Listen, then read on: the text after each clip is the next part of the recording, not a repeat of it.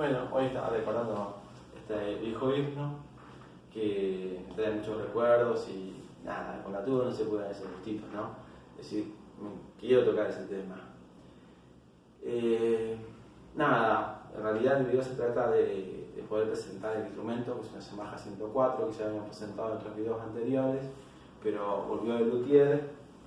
Anteriormente tenía un detalle acá, estaba golpeado el codo, golpeado el lateral, que bueno, fueron arreglados. El instrumento usado tiene detalles, pero es una Yamaha 104, suena muy bien, muy linda. Instrumento fácil de soplar.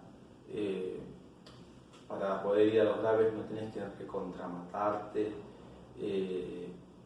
No sé, no es que te va a bajar la presión o que te va a costar un montón tocar notas pedales.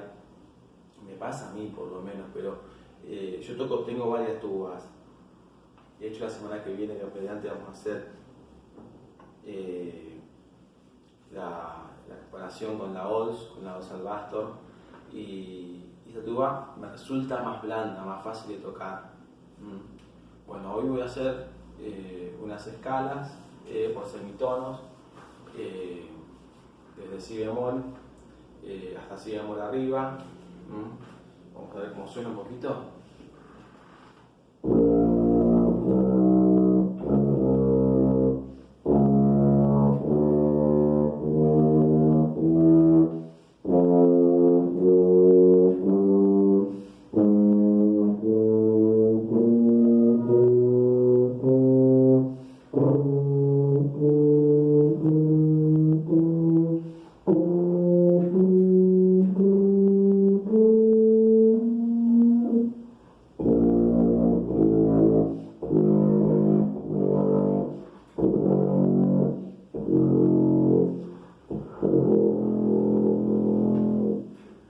Bueno, ahí escuchamos las escalas por semitonos.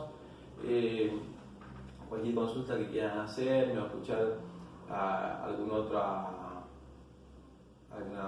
afinación o algo del instrumento particular, voy a mandar un mensaje a mi celular, que es el 11 55 86 53 80.